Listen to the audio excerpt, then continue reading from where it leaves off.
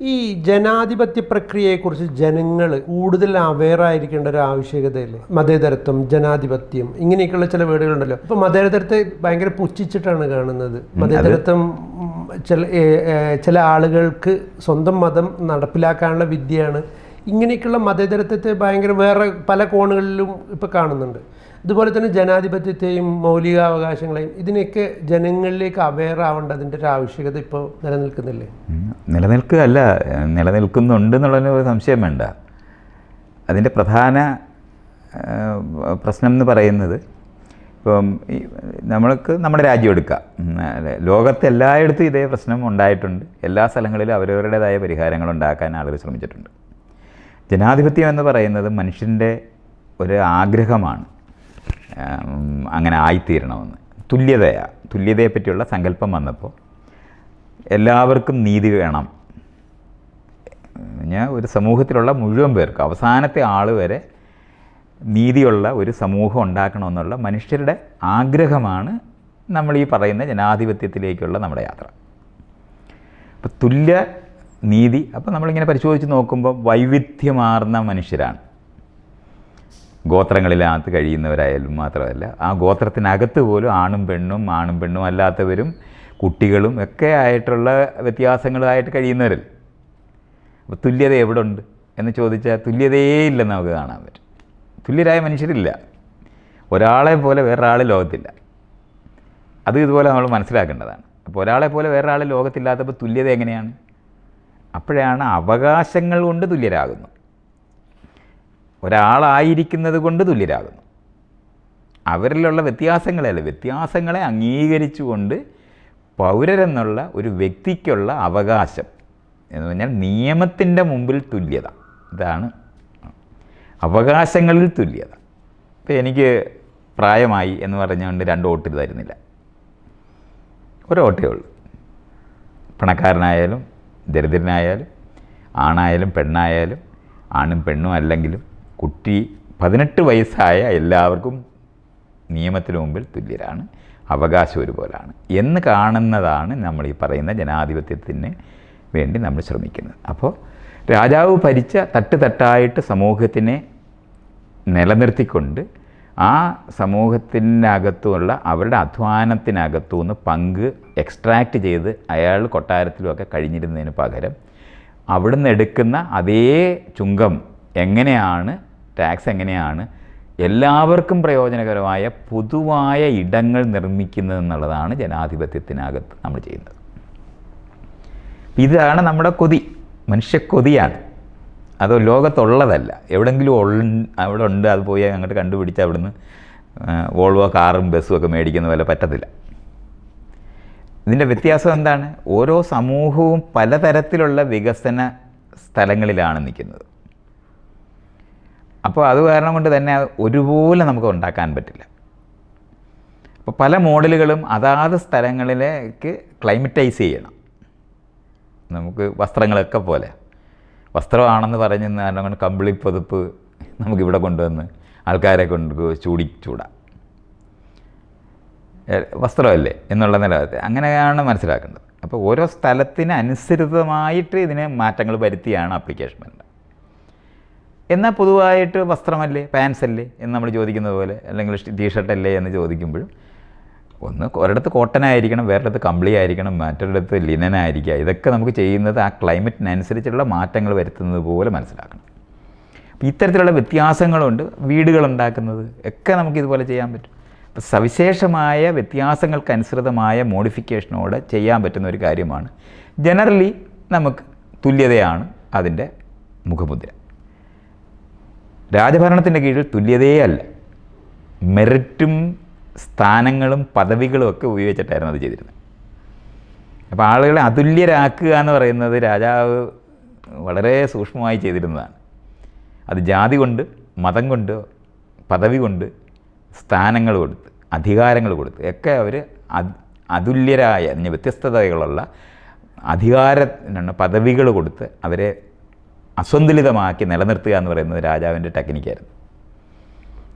അപ്പോൾ ആളുകളെ പരസ്പരം അങ്ങോട്ടും ഇങ്ങോട്ടും ഒരു കൂട്ടരെ വേറൊരു കൂട്ടരെ ഭരിക്കാൻ ഉപയോഗിച്ചിട്ട് എല്ലാവരെയും കൊണ്ട് താഴെയുള്ള ഓരോ വിഭാഗത്തിനെയും കൺട്രോൾ ചെയ്യുന്ന എടുക്കുന്ന സിസ്റ്റമായിരുന്നു.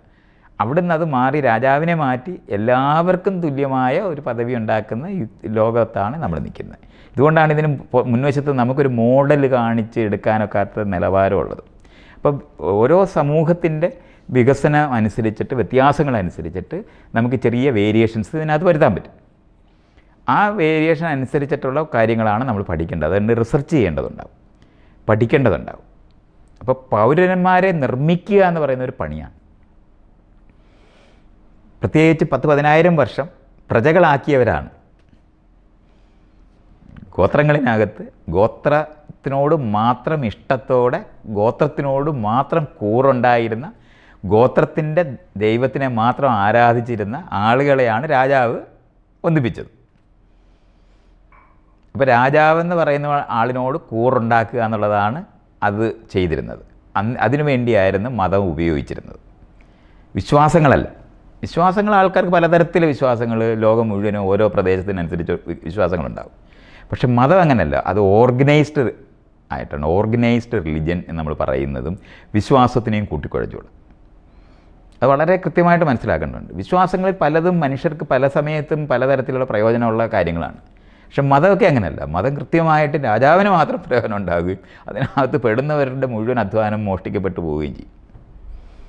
അതൊക്കെ നമ്മൾ അങ്ങനെ മനസ്സിലാക്കിയേ പറ്റൂ. പ്രജയായിരിക്കുക എന്ന് പറയുന്നത് വഴി താഴെ ഒരാളില്ലാത്ത പ്രജ ഭയങ്കര കഷ്ടത്തിലായിരിക്കും. അവരെയാണ് ഏറ്റവും അടിയിലെ തട്ടിലായി പോകും. മറ്റേത് ഇത് വർക്ക് ചെയ്യുന്നത് എങ്ങനെയാണെന്ന് ചോദിച്ചാൽ, തനിക്ക് കുറച്ച് പേരെ ഭരിക്കാൻ പറ്റുന്ന ഒരാളാക്കി നിർത്തുവാണെങ്കിൽ താൻ അതിനുമായിട്ട് സഹകരിക്കും. അങ്ങനെയാണ് ഗോത്രത്തലവന്മാരെ മുഴുവൻ ഇൻ്റഗ്രേറ്റ് ചെയ്തിട്ടാണ് പഴയ സമൂഹങ്ങൾ രൂപപ്പെടുത്തിയിരുന്നത്. അപ്പോൾ രാജാവിൻ്റെ സഭയിൽ എത്തിച്ചേരുക എന്ന് പറയുന്നതായിരുന്നു എല്ലാവരുടെയും കൊതി. അപ്പോൾ രാജാവിനെ പ്രീണിപ്പിച്ചെടുക്കുക എന്ന് പറയുന്നതായിരുന്നു ഇയാളുടെ. അതുകൊണ്ടാണ് ഈ ദൈവത്തിനെയൊക്കെ, ദൈവം എന്ന് പറയുന്നത് രാജാവിന് പകരം മനുഷ്യരുടെ മനസ്സിലുള്ളതാണ്. അപ്പോൾ അത് കാരണം കൊണ്ടാണ് ദൈവത്തിനെയും രാജാവിനെയും മുഖം കാണിക്കുക എന്ന് പറയുന്ന യുക്തി ഇതെല്ലാം പഠിപ്പിക്കുന്നത്. നമസ്കരിക്കാനും നിസ്കരിക്കാനും എല്ലാം പഠിപ്പിക്കുന്നതിനാണ്. വിനയത്തോടെ ഇരിക്കണമെന്ന് പഠിപ്പിക്കുന്നതിനാണ്. നിങ്ങളുടെ മൂല്യങ്ങൾ, പഴയ മൂല്യങ്ങൾ എന്താണ്? അനുസരണ, വിനയം, സത്യം പറയണമെന്ന് പറയും.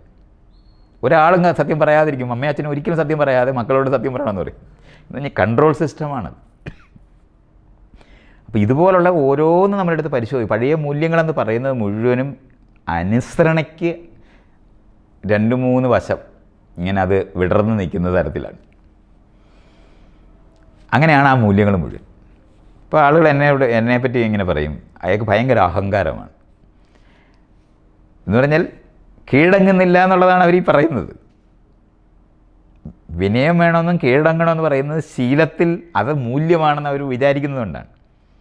എന്നാൽ എന്താണ് പെപ്റ്റോക്ക് നടത്തുന്ന മാനേജ്മെൻറ്റ് ട്രെയിനി എന്താ പറയുന്നത് നിങ്ങളോട്? നിങ്ങൾക്ക് നല്ല ആത്മവിശ്വാസം വേണം, കോൺഫിഡൻസ് വേണം, നിവർന്ന് നിൽക്കണം, സ്വന്തം കാര്യം തീരുമാനിക്കണം. സ്വന്തം കാര്യം തീരുമാനിക്കുക എന്ന് പറഞ്ഞാൽ പണ്ട് ഏറ്റവും മോശപ്പെട്ട ആളായിട്ടാണ് കണ്ടിരുന്നത്. തൻ്റേടി, താന്തോന്നി എന്നൊക്കെയായിരുന്നു വിളിച്ചിരുന്നത്. സ്വന്തം തോന്നലനുസരിച്ച് ജീവിക്കുന്ന ആളിനെ, സ്വന്തം ഇടമുണ്ടാക്കിയ ആളിനെയാണ് തൻ്റേടി എന്നും താന്തോന്നി എന്നും വിളിച്ചിരുന്നത്. ഇതൊക്കെ ഭയങ്കര മോശം വാക്കുകളാണ്, സ്റ്റിഗ്മയാണ്. ഇപ്പം എന്നെ ആക്ഷേപിക്കാനായിട്ട് പറയുന്നതാണ് അഹങ്കാരിയാണെന്നും അഹംബോധമാണെന്നും ഒക്കെ പറയുന്നത് മുഴുവൻ എന്താണ്? അടിമയുടെ മൂല്യം എനിക്കില്ലെന്നാണ് അവർ ഈ പറയുന്നത്. സത്യമാണ്. ഞാൻ കീഴടങ്ങത്തില്ല, കീഴടങ്ങുന്ന പ്രശ്നമേ ഇല്ല. ആ മൂല്യങ്ങളൊന്നും കാണിക്കത്തില്ല. ആ നാട്യങ്ങൾ കാണിച്ചിട്ടാണ് ആൾക്കാർ മറ്റുള്ളവരെ സുഖിപ്പിച്ച് നിർത്തി സോപ്പിടുക എന്ന് പറയത്തില്ലേ? ഇതൊക്കെയാണ് ഇതിൻ്റെ സാധനം. ഇപ്പം അതിനാ വാക്ക് സോപ്പിടുക എന്നാണ്. നമ്മൾ അഡ്ജസ്റ്റ് ചെയ്തിരിക്കുന്നു എന്ന് പറയുന്നത്. അങ്ങനെയല്ല. പരസ്പരം ആവശ്യമുള്ള ആൾക്കാരുടെ സഹകരണമാണ് ആവശ്യം. ഒരു ചെയിൻ പോലാണ്. ഓരോ കണ്ണിയും പ്രധാനമാണ്. അതിൽ ഒരു കണ്ണി ദുർബലപ്പെട്ട ബാക്കിയുള്ളതിന് മുഴുവൻ ബലമില്ലാതായി പോകുന്നതാണ്. ഇതാണ് ജനാധിപത്യത്തിൻ്റെ വ്യത്യാസം. ഓരോ കണ്ണിയും സ്ട്രോങ് ആയിട്ട് തന്നെ ഇരിക്കണം. അങ്ങനെയാണ് അതിനെ മനസ്സിലാക്കേണ്ടത്. അപ്പോൾ വ്യക്തിപരമായി നമ്മൾ കീഴടങ്ങുന്നതല്ല, സഹകരിക്കും. ഞാൻ ആരുമായിട്ടാണ് ഈ സഹകരിക്കാത്തത്? അതാണ് ആൾക്കാർ ചോദിക്കുന്നത്. ഞാൻ സഹകരിക്കാത്ത ആരുമായിട്ടാണ്? എന്നെ കീഴടക്കാൻ വരുന്നവരുമായിട്ടാണ് സഹകരിക്കാത്തത്. എന്നെ മര്യാദ പഠിപ്പിക്കാൻ വരുന്നവരുമായിട്ട് സഹകരിക്കത്തില്ല. ഞാനുമായിട്ട് ചേർന്ന് പ്രവർത്തിക്കുന്നവരുമായിട്ട് എല്ലാം സഹകരിക്കും. അതുകൊണ്ട് തൻ്റേടിയാണ് ഞാൻ എന്ന് ഞാൻ എനിക്ക് പേടിയില്ല അങ്ങനെ പറയുന്നതിന്. അഹങ്കാരമുണ്ടോ? ഉണ്ട്, വിടത്തില്ല എന്ന് തന്നെ പറയുന്നത്. പക്ഷേ ആരെങ്കിലും ഉപദ്രവിക്കുന്ന എന്തെങ്കിലും ഞാൻ ചെയ്തിട്ടുണ്ടോ? രണ്ടാമതൊരാൾക്ക് ദ്രോഹം വരുന്ന എന്ത് പ്രവൃത്തിയാണ് ചെയ്തിട്ടുള്ളത്? ആൾക്കാർ അങ്ങനെ പറയണ്ടേ? എനിക്ക് സെൽഫ് ഡിസിപ്ലിനാണ് ഉള്ളത്, അല്ല മറ്റുള്ളവരെൻ്റെ മുകളിൽ അടിച്ചേൽപ്പിക്കുന്ന ഡിസിപ്ലിൻസ് അല്ല. അങ്ങനെ മനസ്സിലാക്കി ആയിട്ട് പൗരന്മാരായി മാറേണ്ടത് വ്യക്തിഗതമായി നമ്മൾ ചെയ്യേണ്ടതാണ്. പക്ഷേ ഇത് പഠിപ്പിക്കാതെ വരുന്നില്ല. നല്ലോണം പാടുപെട്ട് പഠിച്ച്, നമ്മളിപ്പോൾ ആദ്യത്തെ ആൾ പഠിക്കുക എന്ന് പറയുന്നത് ആരെങ്കിലും പഠിപ്പിച്ചിട്ട് മാത്രമല്ലോ, സ്വന്തം ഒബ്സർവേഷനിലേ നടക്കുകയുള്ളൂ. ഞാൻ ഈ പറയുന്ന 80% കാര്യങ്ങളും സ്വന്തമായിട്ട് ജീവിച്ച് പരിശോധിച്ച് നോക്കിയിട്ട് ഈ മൂല്യങ്ങൾ പ്രാക്ടീസ് ചെയ്യുമ്പോൾ കിട്ടിയിട്ടുള്ള അറിവുകളാണ്. ഇത് നമുക്ക് ട്രെയിനിങ് കൊണ്ടേ പറ്റുള്ളൂ, അല്ലാതെ കിട്ടില്ല. സ്വാഭാവികമായിട്ട് നമ്മൾ ഹെറാർക്കിക്കലായിട്ടുള്ളൊരു ജീവിയാണ്. അപ്പോൾ അത് കാരണം കൊണ്ടാണ് നമ്മൾ നിരന്തരം ഇത് പഠിപ്പിക്കേണ്ടതുണ്ട്, സഹകരിക്കാൻ പഠിപ്പിക്കേണ്ടതുണ്ട്, വ്യത്യാസങ്ങളുള്ളപ്പോഴും തുല്യരായി കാണേണ്ടതുണ്ട്. ഈ ഏരിയകൾ മനസ്സിലാക്കാതെ നമ്മൾ നമുക്കിത് പഠിപ്പിക്കാൻ, ഇപ്പോൾ ജനിക്കുന്ന വീടെന്ന് പറയുന്നത് ഒരിക്കലും നമ്മളെ തുല്യത പഠിപ്പിക്കുന്ന സ്ഥലമല്ലത്. ഹെറാർക്കിക്കലായ ഒരു വീടാണുള്ളത്, അവിടെയാണ് നമ്മൾ ജനിക്കുന്നത്. ശരിക്കും നമ്മൾ നോക്കുകയാണെങ്കിൽ സാമൂഹ്യ വിരുദ്ധമായ ഒരു കേന്ദ്രമാണ് വീട്. സാമൂഹ്യ വിരുദ്ധത വീടുകളിനകത്താണുള്ളത്. അയലത്തുകാരനെ സ്നേഹിക്കത്തില്ല, കഥ കടച്ചിട്ട് അകത്തിരിക്കുന്ന ആൾക്കാരാണ്. പുറത്ത് പോയി ഭക്ഷണം കഴിക്കരുതെന്ന് പഠിപ്പിക്കും. അവരന്യരാണ്, അവരന്യജാതിക്കാരാണ്, അന്യമതക്കാരാണ്, അവരുടെയായിട്ട് സഹകരിക്കരുതെന്ന് പഠിപ്പിക്കുന്ന സ്ഥലമാണ് വീട്. ഇവിടെ ജനിക്കാൻ പറ്റത്തുള്ളൂ.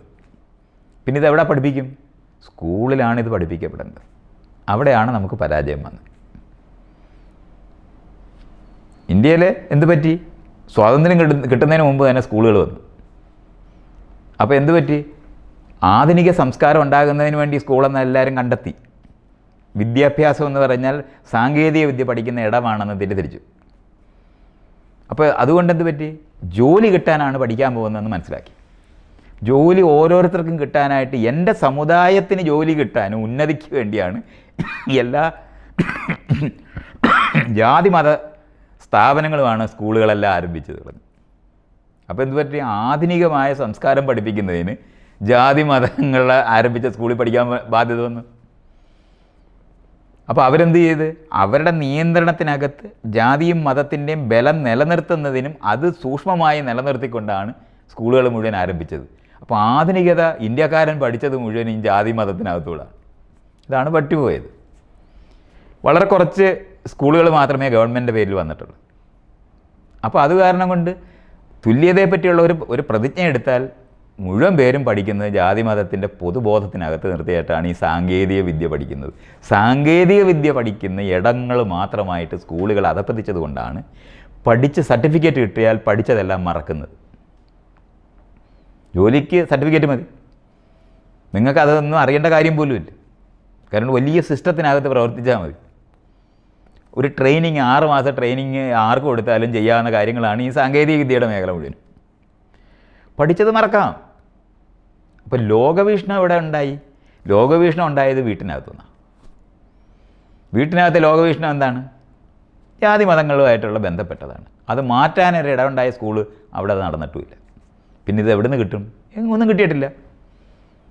ഇനി ഇന്ത്യക്ക് സ്വാതന്ത്ര്യം കിട്ടുമ്പോഴോ, 1947 സ്വാതന്ത്ര്യം കിട്ടുമ്പോൾ ഒരാൾക്ക് പോലും ഇത് മാറ്റം അനുഭവിക്കുക എന്ന് പറയുന്ന സംഭവം നടന്നിട്ടുള്ളത് അധികാരം ആരുടെ കയ്യിലോട്ട് കിട്ടി അവർക്ക് മാത്രമാണ് അത് അനുഭവിച്ചിട്ടുള്ളത്. അപ്പോൾ ഇന്ത്യയിലെ മുതലാളിമാരായിരുന്നവർ, അധികാരം കൈയേറിയ ആൾക്കാർക്ക് മാത്രമാണ് സ്വാതന്ത്ര്യം അനുഭവിക്കുന്നത്. ബാക്കി സാധാരണ ജനങ്ങളെ സംബന്ധിച്ചോളം അവരുടെ ജീവിതത്തിനകത്ത് 1 രൂപ കൂടിയിട്ടുണ്ടോ? ഒരേപോലെ ഒരു വ്യത്യാസവും അനുഭവിച്ചിട്ടില്ല അവർ. സെക്രട്ടേറിയറ്റിലുള്ള മുഴുവൻ ആൾക്കാർ അവിടെ തന്നെ ഇരിപ്പുണ്ട്. ബ്രിട്ടീഷുകാരുടെ കീഴിൽ പഠിച്ചിരുന്നവരും രാജാവിൻ്റെ കീഴിൽ പഠിച്ചിരുന്നവരും തന്നെയാണ് സെക്രട്ടേറിയറ്റിൽ ഇരുന്നത്. കളക്ടറേറ്റ് ഓഫീസിനകത്തിരുന്നവർ മുഴുവൻ ബ്രിട്ടീഷുകാരുടെ കീഴിലും രാജാവിൻ്റെ കീഴിലിരുന്നവർ തന്നെയാണ് അവിടെ ഇരുന്നത്. തഹസീൽദാരുടെ ഓഫീസിലും അങ്ങനെ തന്നെയാണ്, വില്ലേജ് ഓഫീസിലും അങ്ങനെ തന്നെയാണ്. ഇങ്ങനെ ഈ 1947 ആഗസ്റ്റ് 16 ഇന്ത്യയിലെ മഹാഭൂരിപക്ഷം ജനങ്ങളെ സംബന്ധിച്ചോളം ഒരു വ്യത്യാസവും ഇല്ലാത്ത ഒരു അധികാര കൈമാറ്റമാണ് നടന്നത്. അതിന് മാറ്റിയെടുക്കത്തക്കവണ്ണം അറിവുണ്ടാകുന്നതും അത് പഠിക്കേണ്ടതായ സ്കൂൾ മുഴുവനും ജാതി മത ശക്തികളുടെ കയ്യിൽ പോയി. ഒരു മാറ്റവും വന്നില്ല. അറിഞ്ഞിട്ടില്ല. ബ്രിട്ടീഷുകാർ പോയ കാര്യം ഇതുവരെ ഇന്ത്യക്കാർ അറിഞ്ഞിട്ടില്ല. എന്ത് ജനാധിപത്യമാണ് അവർ പഠിച്ചത്? അവരൊന്നും പഠിച്ചിട്ടില്ല. ഇതുകൊണ്ടാണ് ഈ വിശ്വാസത്തിൻ്റെ പുറകിലേ ആൾക്കാർ നടക്കുന്നത്. സ്വാതന്ത്ര്യ സമരത്തിനകത്ത് ബ്രിട്ടീഷുകാർക്കെതിരെ സമരം ചെയ്യുന്നത് വഴി ഉണ്ടായ ഇന്ത്യക്കാരേ ഉള്ളു. പൊതുശത്രു അങ്ങ് പോയി. പൊതുശത്രു അങ്ങ് പോയി കഴിഞ്ഞപ്പോഴത്തേന് ഇന്ത്യക്കാരന് അങ്ങോട്ടും ഇങ്ങോട്ടും നോക്കുമ്പോൾ വീട്ടിൽ കയറ്റിക്കൂടാത്തവരാണ് ഈ കൂടെ നിൽക്കുന്നത് മുഴുവനും. ജാതിയിലും മതത്തിലും നിന്നത് മുഴുവൻ സ്ഥലത്താണ് ആൾക്കാർ നിൽക്കുന്നത്. അതോടെ തമ്മിലടിക്കാൻ തുടങ്ങി. ഇതാണ് നമ്മൾ ഈ മൂല്യച്യുതി എന്ന് പറഞ്ഞിട്ട് ഈ അഴിക്കോടൊക്കെ പ്രസംഗിച്ച് നടന്നിട്ടില്ലേ? മൂല്യച്യുതി എന്ന് പറഞ്ഞാൽ ഈ സ്വാതന്ത്ര്യ സമരത്തിനകത്ത് ഐക്യം കിട്ടത്തില്ല, നിൽക്കത്തില്ല. അതിനുള്ള ഒരു ഇൻസ്റ്റിറ്റ്യൂഷനും നമുക്കില്ല. രാഷ്ട്രീയ പാർട്ടികൾ പോലും പുതുതായിട്ട് പിന്നെ ഉണ്ടായിട്ടില്ല. അന്നുണ്ടായ രാഷ്ട്രീയ പാർട്ടികളൊക്കെയാണ്, ബ്രിട്ടീഷുകാരുടെ കാലത്തുണ്ടായ രാഷ്ട്രീയ പാർട്ടികളൊക്കെയാണ് 90% ഉള്ളത്. 1-2 പാർട്ടിയാണ് അതിന് ശേഷം ഉണ്ടായിട്ടുള്ളത്. അത് തന്നെ പ്രാദേശിക പാർട്ടികൾ ഇവരിൽ നിന്ന് പിരിഞ്ഞതാണ് പലതും. അല്ലാതെ ശരിക്കും പറഞ്ഞാൽ ജനാധിപത്യ സംസ്കാരം ഉൾക്കൊണ്ടിട്ടുള്ള രാഷ്ട്രീയ പാർട്ടികൾ ഉണ്ടായിട്ടില്ല. ആകെപ്പാടെ ഉണ്ടാകാൻ ശ്രമിച്ചതാണ് ഈ AAP എന്ന് പറയുന്ന ഉണ്ടായത്. അവരാണെന്നുണ്ടെങ്കിൽ BJP ന്ന് പൊട്ടിമുളച്ചത് കൊണ്ടിടാം. കാരണം അതിനകത്ത് ജനാധിപത്യം അവർക്ക് അയാൾക്ക് തന്നെ പ്രാക്ടീസ് ചെയ്യാൻ കഴിഞ്ഞിട്ടില്ല. അതുകൊണ്ട് ഒരു ടീമായിരുന്നു AAP-യിലുണ്ടായിരുന്നത്. അതിനകത്ത് അവസാനം ഒരുത്തം മാത്രമേ ഉള്ളൂ, ബാക്കി എല്ലാവരും മുഴുവൻ പിരിഞ്ഞ്. അപ്പോൾ അതിനകത്ത് തന്നെ ആ ജനാധിപത്യം എക്സർസൈസ് ചെയ്തിട്ടില്ലെന്ന് നമുക്ക് കാണാൻ പറ്റും. ഇതാണ് നമ്മുടെ ഹിസ്റ്ററി. ഈ സ്ഥലത്തു നിന്നൊക്കെ വേണം നമ്മൾ ഈ പറയുന്ന ജനാധിപത്യത്തിൻ്റെ സംസ്കാരം ഉണ്ടാക്കിയെടുക്കാനായിട്ട്. ഇനിയും നമ്മൾ ശ്രമിച്ചേ പറ്റൂ, പഠിച്ചേ പറ്റൂ, പ്രാക്ടീസ് ചെയ്തേ പറ്റൂ. ഇടങ്ങൾ ആവശ്യമാണ്. ജനാധിപത്യത്തിനെ പ്രാക്ടീസ് ചെയ്ത് പഠിക്കുന്ന ഇടങ്ങൾ ഉണ്ടാക്കേണ്ടതുണ്ട്. അത് ഓരോ സ്റ്റേറ്റിനും അനുസൃതമായ ആ സ്ഥലങ്ങൾ ഉണ്ടാകേണ്ടതുണ്ട്. അങ്ങനത്തെ ഒരു പ്രവർത്തനം ഇതിനെപ്പറ്റി ഇപ്പം ഞാൻ ഈ പറയുന്ന പോലുള്ള കാര്യങ്ങൾ പരസ്പരം സംസാരിച്ച് മനസ്സിലാക്കിയിട്ട് ഈ ഓരോ മേഖലയിലും നമ്മൾ ഇടപെടേണ്ടതുണ്ട്. നമുക്ക് ഉത്തരവാദിത്തപ്പെട്ട പൗരന്മാരാകേണ്ടതുണ്ട്. ഇത് സ്കൂളിൽ പഠിപ്പിക്കുന്നില്ല, സ്കൂളിലാണ് പഠിപ്പിക്കേണ്ടത്. സ്കൂളിൽ പഠിപ്പിക്കുന്നത് സാങ്കേതികവിദ്യയാണ്. നിങ്ങൾക്ക് ലോകവീക്ഷണം ഉണ്ടാക്കി തരുന്നേ ഇല്ല.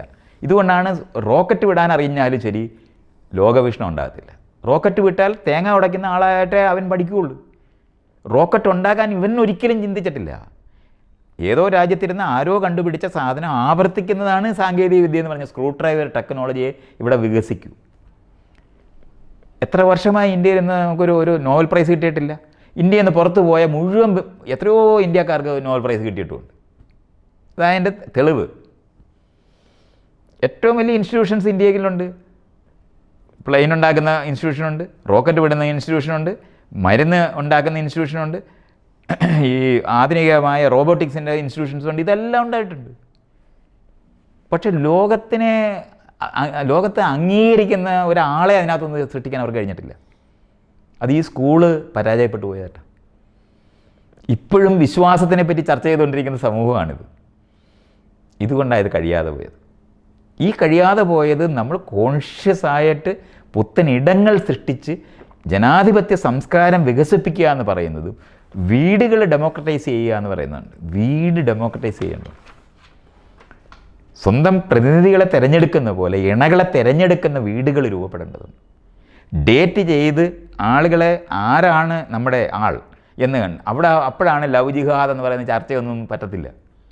ആണും പെണ്ണും മാത്രമേ ഉള്ളൂ, പൗരന്മാരെ മാത്രമേ ഉള്ളൂ. മത ഇഷ്യൂവേ അല്ല. നിങ്ങൾ ഏതെങ്കിലും ജാതിയിലും മതത്തിലും ഒക്കെ തന്നെ ജനിക്കാനൊക്കത്തുള്ളൂ. പൗരബോധമുള്ള ജനങ്ങൾ പരസ്പരം തിരഞ്ഞെടുക്കുന്നവരായിട്ട് മാറും. അപ്പോൾ ഈ മേഖലകളാണ് വികസിപ്പിക്കേണ്ടത്. ഈ വിഷയങ്ങളാണ് പഠിക്കപ്പെടേണ്ടത്. ഇതെന്താണ്? ഇത് ലോകത്തെങ്ങും അങ്ങ് മോഡലായിട്ടിരിക്കുന്നില്ല. ജനാധിപത്യത്തിനെ പറ്റിയുള്ള ചർച്ചകളൊക്കെ യൂറോപ്പിൽ ഒരു 200-300 വർഷം മുമ്പ് അവർ ആരംഭിച്ചിട്ടുണ്ട്. ഇതൊക്കെ പറയുമ്പോൾ അതാത് രാജ്യത്തിൻ്റെ ഡിഫറൻസസ് അവിടെ ഉണ്ട്. അപ്പോൾ അതുമെല്ലാം നമ്മൾ ഇതുപോലെ മനസ്സിലാക്കേണ്ടതുണ്ട്.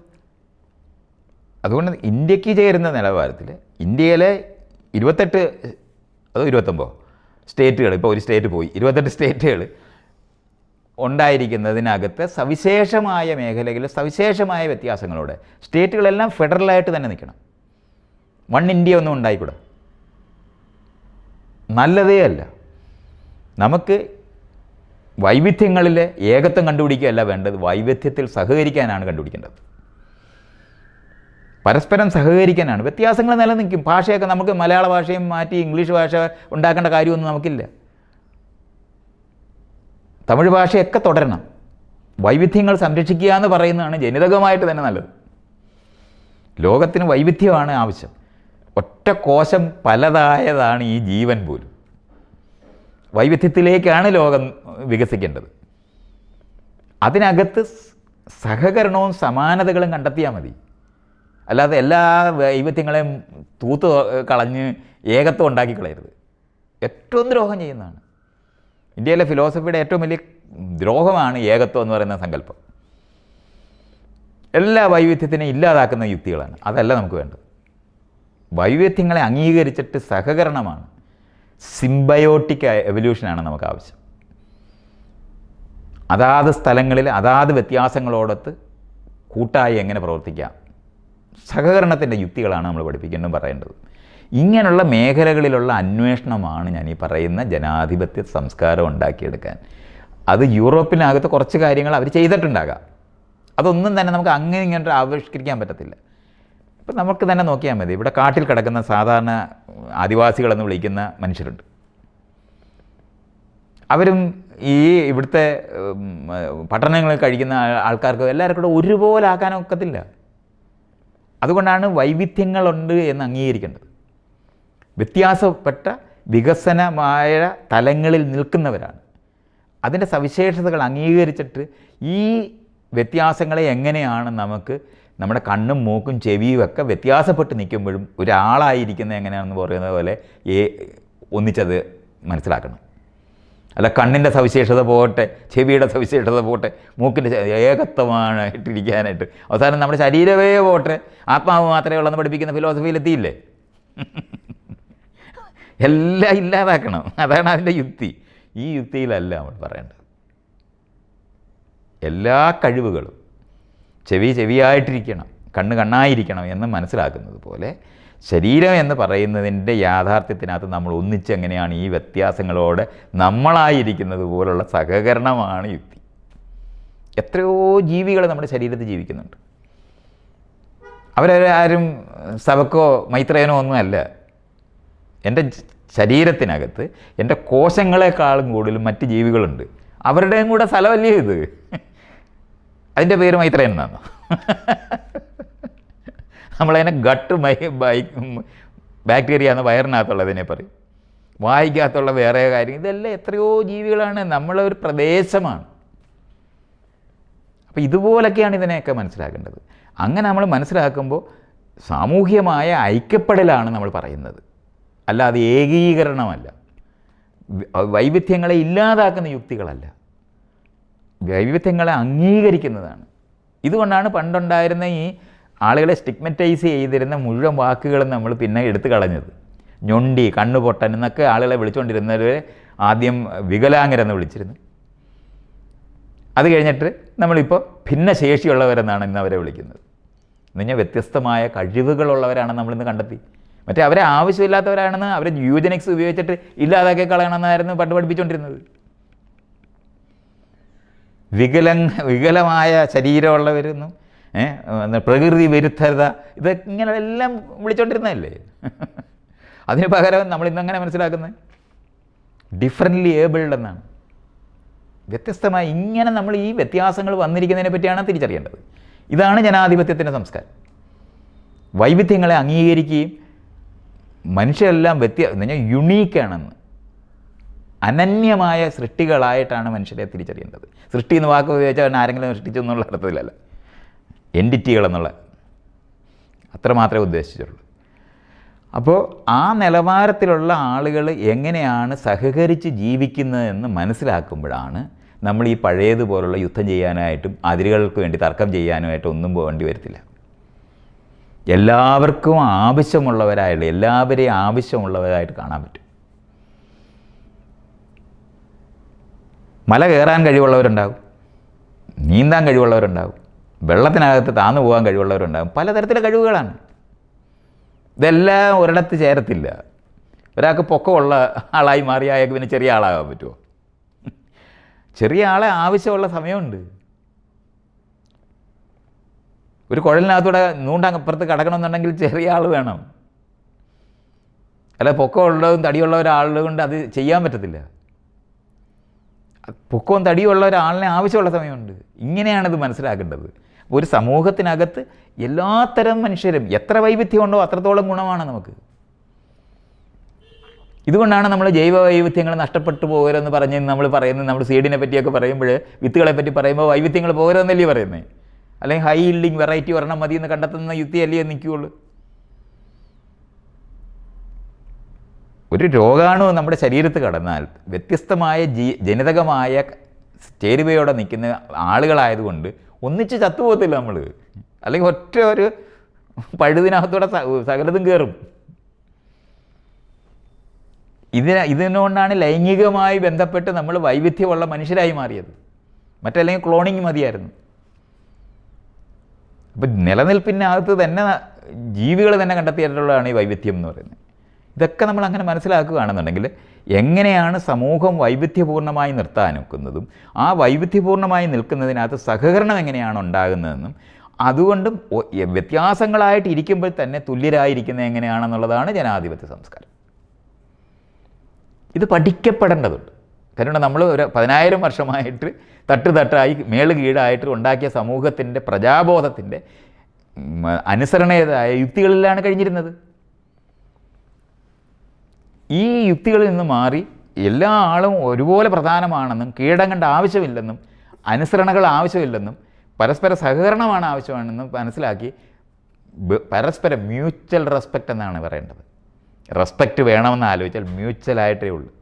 അല്ലാതെ മേപ്പോട്ട് റെസ്പെക്റ്റും താഴോട്ട് പുച്ഛം ഉണ്ടാകരുത്. മേലും താഴെയായിട്ടല്ല നമ്മൾ ജീവിക്കേണ്ടത്. ഹൊറിസോണ്ടലായി സമാന്തരമായ കഴിവുകളുള്ള. അതുകൊണ്ടാണ് ഞാൻ പറഞ്ഞത് ഒരു ഓട്ടേ ഉള്ളൂ എനിക്ക്. പ്രായം കൊണ്ടും അറിവ് കൊണ്ടും അധികാരം കൊണ്ടും പദവി കൊണ്ടും ഒന്നും ഇരട്ടെ. പണ്ട് രാജാവിൻ്റെ കീഴിൽ ടാക്സ് കൂടുതൽ കൊടുക്കുന്നവർക്ക് വോട്ട് കൂടുതലുണ്ടായിരുന്നു. അതാണ് അതിൻ്റെ സിസ്റ്റം. അതിൻ്റെ മൂല്യങ്ങളായിരുന്നു പണ്ട് സമൂഹത്തിലുണ്ടായിരുന്നത്. അതിന് വിരുദ്ധമായ ആശയമാണ് ആധുനിക സംസ്കാരം എന്ന് പറയുന്നത്, പൗരബോധം എന്ന് പറയുന്നത്. അത് ഈ അമ്പലത്തിലും പള്ളിയിലും ഒന്നും പഠിപ്പിക്കാനൊക്കത്തില്ല, പഠിക്കാനും ഒക്കത്തില്ല. അവർ മേള് കീഴേ പഠിപ്പിക്കൂ, മുകളിലൊരു ശക്തി ഉണ്ടെന്നേ പഠിപ്പിക്കൂ, അതിനെ അനുസരിച്ച് ജീവിക്കുന്നതിനെ പഠിപ്പിക്കുകയുള്ളൂ. രാജാവിന് കീഴടങ്ങി ജീവിക്കുന്നതിനാണ് അത് ആ ട്രെയിനിങ് സെൻറ്റർ ഉണ്ടാകുന്നത്. ഇതുകൊണ്ടാണ് മതവും വിശ്വാസവും നമുക്ക് ആവശ്യമില്ലെന്ന് പറയുന്നത്. ഈ സംസ്കാര ബോധം ഉണ്ടാക്കുന്നതിന് വേണ്ടിയുള്ള ഇടങ്ങൾ നമ്മൾ സൃഷ്ടിച്ച് ഇന്ന് നിലനിൽക്കുന്ന സ്ഥലങ്ങളിന് സമാന്തരമായ വിദ്യാഭ്യാസം കൊടുക്കേണ്ടതുണ്ട്. അതുവഴി മാത്രമേ അത് പഠിക്കാനൊക്കത്തുള്ളൂ. അങ്ങനെയുള്ള ഇടങ്ങൾ നിർമ്മിച്ചു കൊണ്ടുവേണം നമുക്ക് ഈ പറയുന്ന നിലവാരത്തിലുള്ള ജനാധിപത്യ സംസ്കാരം ഉണ്ടാക്കേണ്ടത്. അതാണ് ഇന്നത്തെ നീഡ്. ഇല്ലെങ്കിൽ ഈ വിശ്വാസം എന്ന് പറഞ്ഞിട്ട് തിരിച്ചു കൊണ്ടുവരാൻ അവർ ശ്രമിക്കുന്നതിന് അത് പെട്ടുപോകും. നമ്മൾ രണ്ടുപേരും കൂടി ഇപ്പോൾ ഈ പറയുന്ന വിഷയം പറയുന്നതിന് പകരം ശബരിമല ചർച്ച ചെയ്തുകൊണ്ടിരിക്കും. അതൊന്നും ചർച്ച ചെയ്യണ്ടേ. രാമക്ഷേത്രമാണോ ശബരിമലയാണോ ഖുറാനാണോ പഠിക്കേണ്ടത് ബൈബിളാണോ പഠിക്കേണ്ടതെന്ന് പറയുന്ന ചർച്ചയൊന്നും നമുക്ക് ആവശ്യമേ ഇല്ല. അതൊക്കെ നമ്മൾ അങ്ങനെയാണ് പെട്ടിരിക്കുന്നത്, അവിടെയാണ് ഇരിക്കുന്നതെന്നാണ് മനസ്സിലാക്കിയാൽ മതി. അതുകൊണ്ട് ആധുനിക സംസ്കാരത്തിന് വേണ്ടിയുള്ള സമൂഹ നിർമ്മാണത്തിൽ ഏർപ്പെട്ടിരിക്കുന്ന വ്യക്തികൾക്ക് വേണ്ടി വ്യക്തികളുടെ പ്രാധാന്യമുള്ളത് കീഴ്മേലല്ലാത്ത സമൂഹ നിർമ്മാണത്തിൽ ഏർപ്പെട്ടിരിക്കുന്നവരുടെ ഇടങ്ങൾ രൂപപ്പെടുത്തിക്കൊണ്ട് മാത്രമേ ഇനി നമുക്ക് കഴിയൂ. ഇതാണ് ആലോചിക്കേണ്ടത്. ഇതിനു വേണ്ടിയാണ് നമ്മൾ ശ്രമിക്കേണ്ടത്.